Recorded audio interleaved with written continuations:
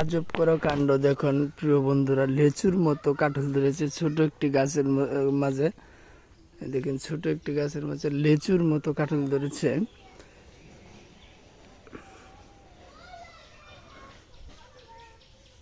একদম ছোট একটি গাছ, চিকন একটি গাছ, দেখেন লেচুর মতো কাঁঠাল ধরেছে, অনেক সুন্দর ছোট ছোট কাঁঠাল।